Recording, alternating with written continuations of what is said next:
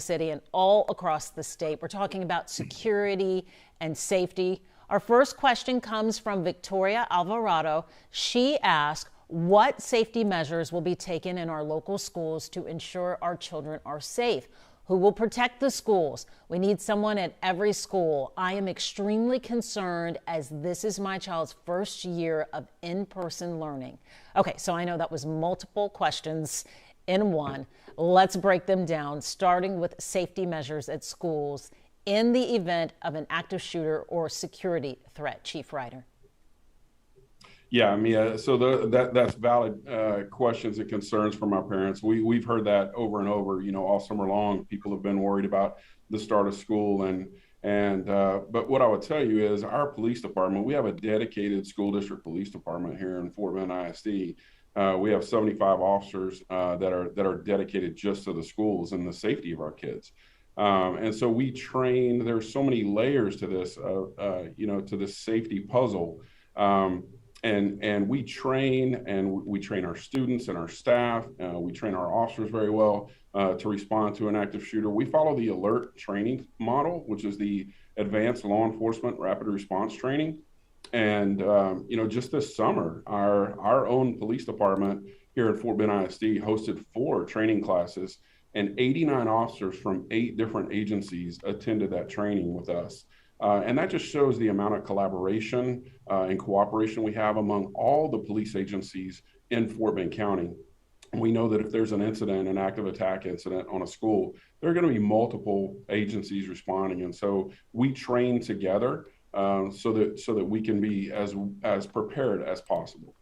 I know you mentioned you have 75 officers. How are they stationed or dispatched? We know that Victoria had asked, will each school have someone there, meaning an officer? How are the officers dispatched throughout the district? Yeah, so right now we have 2 officers stationed at every high school. We have an officer at every middle school. And then for each of our 11 high schools, we have a feeder pattern for those. And so there are about 4, maybe 5 elementaries in each one of those feeder patterns. And we have an officer assigned just to patrol the elementary schools in each one of those feeder patterns. That's been something that we put into place over the last couple of years, but now we're hearing, from the community and the parents that they want an officer at each elementary school. And so I can tell you that over the last couple of weeks, Dr. Whitbeck and myself and the executive team are working on a plan where we can see if we can make that happen. There are some.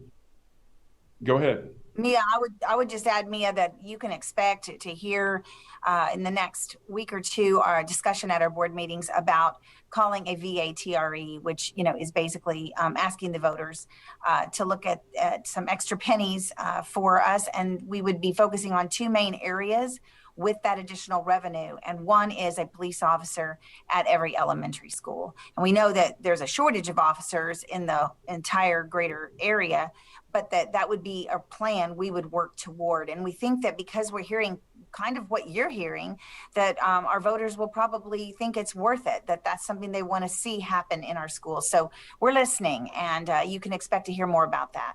Yeah, we'll see if parents are willing to make that investment by going through with a potential vote, that is. Want to talk now about physical perimeter security. This is a discussion and a talking point that came up after Uvalde asking, do all of your schools have fencing in Fort Bend ISD? So there is some fencing at each school. Not all of them have the fencing that we want now. After the Uvalde incident. But I will tell you that our board just recently, last month, approved $4.4 million to add additional fencing to our elementary campuses. And so that's a start for us to add fencing to each one of the campuses. Let's move inside the school now with security. What's the policy with classroom doors? Are they to remain locked during classroom instruction? Yeah, great question. So we do ask that all schools keep their classroom doors shut and locked at all times. But we also have card access systems as part of our security plan on all the exterior doors, which allows those to be locked at all times as well. We've added security vestibules and window film, and when those are locked, between the vestibules and the exterior door locks and the interior door locks, that really mitigates a lot of the issues that we've seen from places across the country. I'd also add that each classroom, we have over 7,000 Rhino-ware floor-mounted door locks on our classrooms. And so with that's a one-piece design that's mounted to the door, and it locks down into the floor without any type of key or anything like that. It's easy to engage in an emergency, and that significantly increases the safety of everybody in those classrooms should somebody come into our schools. Should someone come into the schools, there has to be a reaction. The people on the front lines, the people there in the schools, teachers, staff members, what does training for them involve? Sure. So we follow the standard response protocol, which is a nationally recognized program to provide keywords that students and staff can follow in the event of an emergency. We've heard the term lockdown and secure and hold and shelter in place, evacuate. Those are the 5 words that the standard response protocol has us teach our students and staff. So we train on that with them. And as far as the officers are concerned, we go through specialized school-based law enforcement training. We go through the active shooter training that I talked about. And so there's a lot of training that goes on behind the scenes. A lot of it during the summertime for us, and then as we get into the school year, we are completing our drills within the first 10 days of school this year. So we want to make sure that everybody is very familiar with those terms, and they know exactly what to do in case of an emergency. Not wasting any time getting all of that information and those drills done. Now to a question about school safety, but on another topic. We asked parents to share all of their concerns with us, and we have a parent who asked, is the school district doing anything about gang activity? It seems to be a constant issue, this parent says. They even share with us that they used to volunteer, but it got to be too dangerous. Now, we did receive a couple of questions about gang concerns. So what's being done to monitor and prohibit such activity, at least at school? Yeah, so again, with our officers, assigned to the secondary campuses, they have their ear to the ground, and one of the things that we teach, that we talk about, is relational policing and building relationships, and so when the officers take the time to build those relationships, they hear things from other students, because students want a structured environment. They don't want an unsafe school. Students want to be in a safe environment. And so if they think that there's some kind of gang activity or something like that going on, they're going to come tell a trusted adult. And if we've invested the time to build those relationships, then maybe that's the police officer that they come tell. But we work very closely with our administrators to determine, if there is some gang activity. We'll investigate that. And then, of course, we have, like I said earlier, we have a great working relationship with our partner agencies in the county. And they may have some resources that we don't have, and vice versa. So we all kind of lean on each other to help each other out in that area. Dr. Whitbeck, when it comes to security concerns of any nature, whether it's gangs or an active shooter situation, if parents are worried, chances are their children are. What about anxiety? Some students, I'm sure, are anxious about school, worried that something bad may happen. Is this something the district's taken into consideration, and what type of supports are being offered to help children feel safe and secure and not anxious? Well, we have counselors at all of our schools. We also have additional social workers and additional mental health counselors that were purchased from the COVID money, actually, but they're still in existence at our schools. And so we do have support. They really just need to reach out and let us know, or the parent can do that if the child is maybe too timid to want to go to the counselor.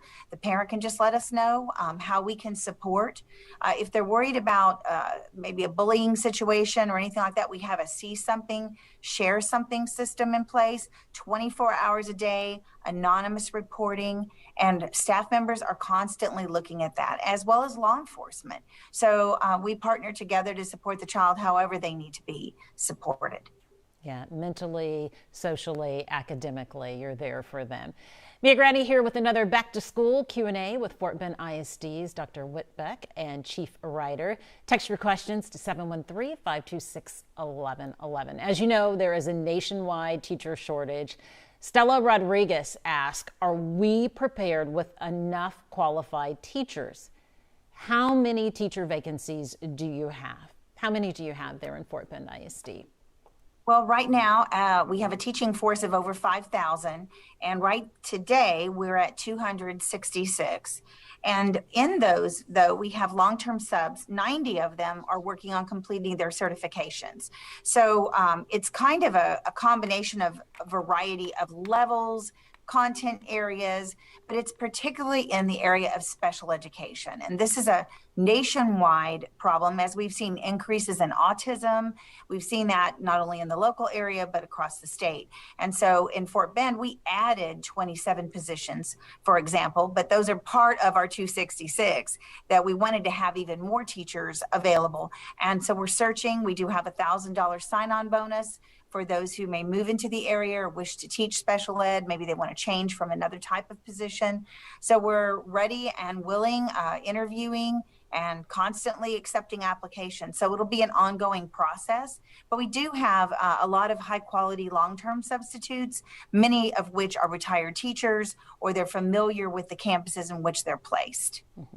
Do you think you have this great need for teachers because the district, the area that you're in, parts of it just keep growing and growing? We've seen explosive growth, especially on the north end of Fort Bend County, just as much as the southern end. Mm-hmm. I think that's part of it, but I honestly believe that teachers in general from COVID have just really experienced a lot of really almost their own need for social emotional assistance. I think it's been exhausting. I think it's been a lot more than I think our greater communities realize. And so now our quest is, like in Fort Bend, we're taking it very seriously. We are focusing on kindness, and we're really focusing on how does that mean you treat your teachers. Let's just really love them. Let's think about how we can support them in all that we do, but let's help them bring back the joy of teaching because they are very tired. And so it's a new year and it's a new beginning, but one of the things we've done is try to be as much as respectful of their time as we possibly can. We've shortened some of the things we've done at the central level to give them time back to prepare. And we are constantly thinking about how do we support them. No new initiatives. We're not bringing in A, B, C, and D that you've never heard of before that now you have to do. We're trying to just let them teach because that's where the joy comes, is when they're with the students and they're able to do what they do best. And so we know that, and we are focused on that commitment to them. I saw the hashtag at one of your high schools in Fort Bend ISD. It said hashtag culture of kindness. That goes for everyone, the students, the teachers. You want everyone to feel good when they walk into those school doors. And our theme is know your impact. And so we're trying to reinforce to them, they have this amazing impact on kids. Many times they'll never know the difference that they're making, not for years and years to come. Maybe they'll never know. But we really want to emphasize that across our district. And that is not only just for teachers. That's our bus drivers. That's our cafeteria workers, our principals, everyone. So that's our big push this year is just know your impact. And let's get back to the basics. Let's teach, have strong first-time teaching. Let's support the learning loss that's out there, and let's just hone in on the work that we know we need to do. When it comes to recruiting, we have a parent, Jeff Clark. He asked, aside from the money, what is being done to empower and retain our quality educators?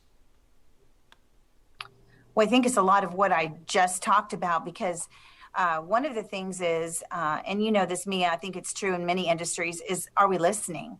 And last year, we created an entire teacher forum group through a program that allowed them to talk, kind of blog off of each other. And we took 3,800 comments from our teachers.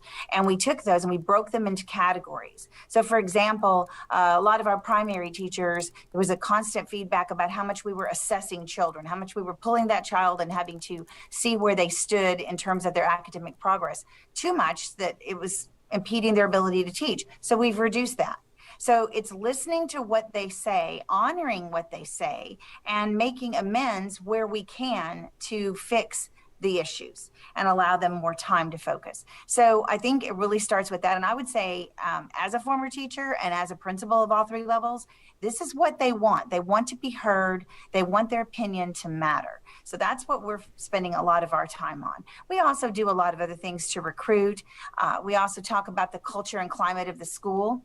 You know, the two top things that teachers want when they are in a school, they want a supportive principal, one that will support them with parents, will support them with anything that they need. And they want camaraderie among their teammates and those that they plan their lessons with. So we talk a lot of this year about the culture and climate, and thus you see our themes and you see our focus. You mentioned planning lessons. You know, many worry about making up for the learning loss we saw with COVID and for some with virtual learning. Here's a concern from Deborah Hunt. She says, as a parent and educator, there is little value to the STAR test. It's a waste of taxpayers' dollars. We need to focus on social skills and lost learning. So I have to ask you, what's the district doing to close those gaps? And then let's talk about the STAR test. A lot of parents expressed the same sentiment about the STAR test. If you can speak to both for us. Well, I think that the soft skills and the values, many of the things we just talked about, kindness, one of the other things is work ethic. You know, what is a greater skill to model and to teach than work ethic? Because a child can control how hard they work. No matter what their ability is. So I think you're going to see a renewed emphasis on some of those skills. They tie to our profile of a graduate that we want to see in each of our children as they leave us and go on to their next chapter.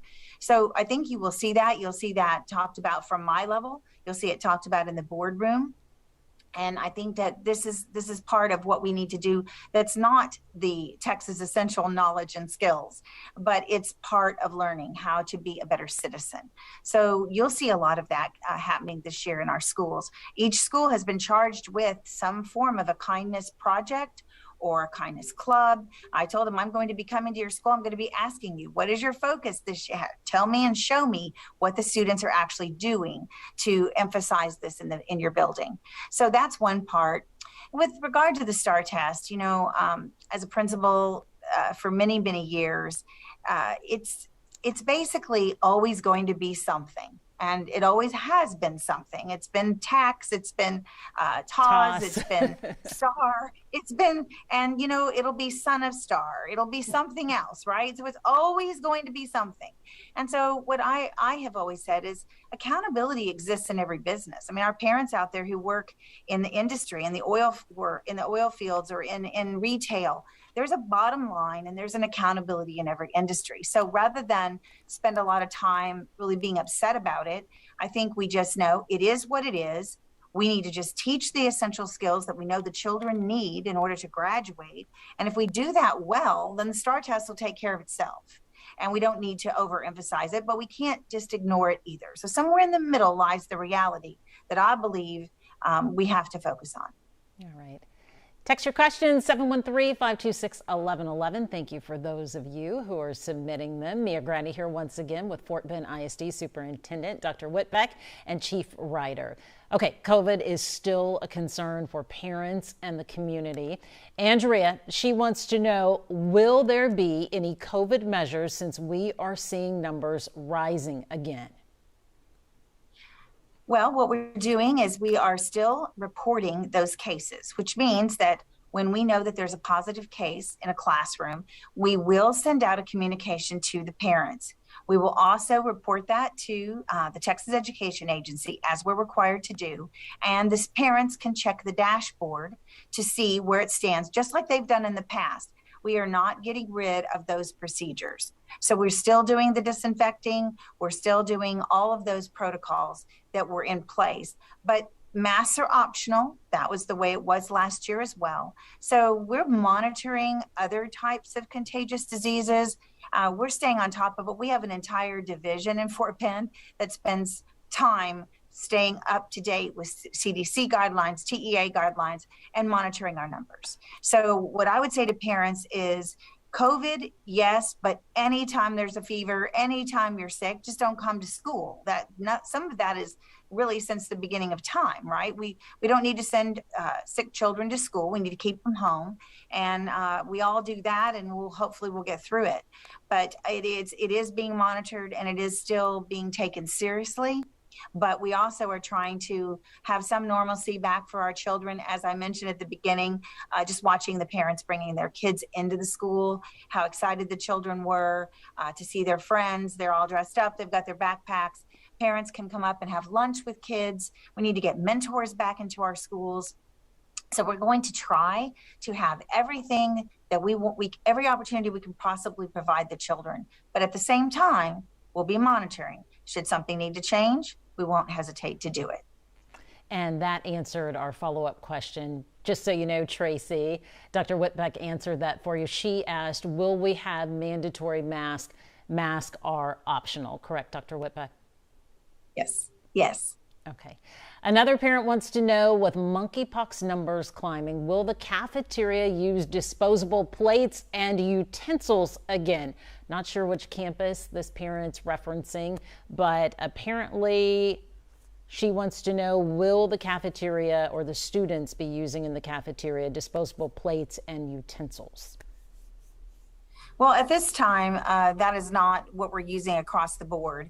But as with anything, we will monitor that. But remember, too, when we have our plastic trays, those are sterilized. You go back there and you see how hard our nutrition workers are working back there. The water is very hot. They're sterilizing and cleaning well. But flipping to disposable can be done pretty easily, should that ever need to be done. And sometimes it's for a variety of reasons. Sometimes it's for convenience. Sometimes it's for field trips. Sometimes it's for a lot of reasons. So we have the capacity to do that should we ever need to. I know you said that the district is staying very aggressive when it comes to monitoring student population's health, but what's the plan to handle monkeypox and a potential outbreak with it? The same as it would be a potential outbreak of anything. We will monitor it. We will do what we need to do. Right now, we're looking at things from a classroom perspective. But if something were to grow larger in a school, we'll look at the percentages and the numbers, and we'll make individual decisions. Because as we even saw with COVID, we could have one school with the numbers rising up and another school with 0 cases reported. So in a district this large with 82 campuses and nearly 80,000 children, we need to be very, very cautious too about blanket rules and blanket decisions. So we'll monitor and we'll adjust as needed.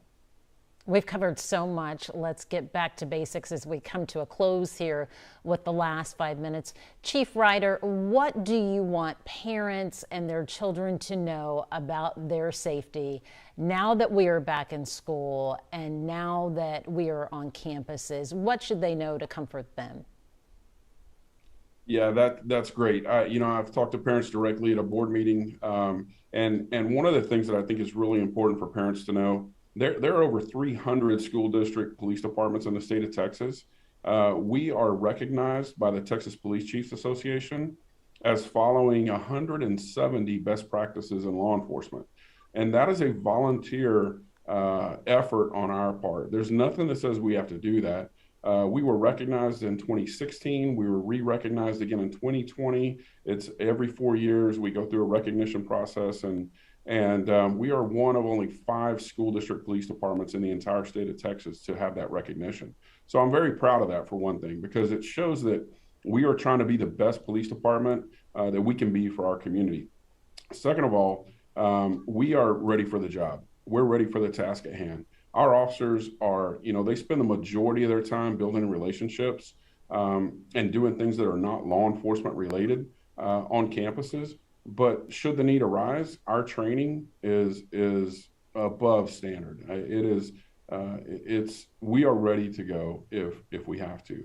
And so I think parents need to know that we're well trained, well equipped, and we're looking for police officers who want to make a difference, in the lives of our students. And so if there are police officers out there that are thinking about, moving to the school district world, fill out an application. We would love to have you. Sounds good. Dr. Whitbeck, how can parents best support their students and set them up for success? And how can we support our schools? Well, I think with the students, set clear routines, set expectations, monitor technology. You know, a lot of the issues that we deal with in school have to do with technology. They have to do, you know, it's kind of that blessing and curse at the same time, right? Because a lot of the issues are stirring up on social media, and then they come into the schools. So I would say parents monitor it. As a parent, when my children were in school, you know, I had strong rules, and they knew that at any given moment I could check it because I pay for it. And so I think parents need to get really strict with that across the board, and just really watch what they're doing and what they're logging on to. So that's helpful. And support teachers. Again, that goes back to my original comments about kind of raising them up, and go to them first if you have a concern, or go to those closest to the situation. So if it's a coaching issue, go to the coach. If it's an issue with safety in the building, go to the principal, because they can get you a response faster than anyone else. And if that doesn't work, then come to any of us and we'll help as well. But I think just really set your child up by setting clear expectations, and get them to bed, and make sure they're at school on time, and that when they are well, that they're present. It makes all the difference. There's a direct correlation to success in school and being present in school. Yeah, we talked a lot to parents. As for the students, what's your final message to them this school year? That we're just so glad to have them back. And I'm all about the kids. So my joy comes from attending a game or a play, or seeing our students out in the halls, and just talking to them, asking them to tell me what they're learning that day. And that's what they can see. I look forward to seeing them, and just that this is an amazing place. The people are what brought me back, and it's a place to just want to be a part of. So I'm excited about our year, and it's going to be hard work, and it's going to be great. So we just welcome them back to Fort Bend ISD. Dr. Whitbeck and Chief Ryder, thank you so much for your time. This has been highly informative. KHOU 11, proud to provide this platform as Houston's education station. We thank you both. Thank you so much. Welcome. Take care. And all our best on a safe and productive school year. Folks, be sure to follow KHOU 11 News on Facebook and Twitter for our next Back to School Q&A, and text the word SCHOOL to 713-526-1111 to take the KHOU 11 Back to School survey. We'll see you a little bit later, coming up tonight at 10.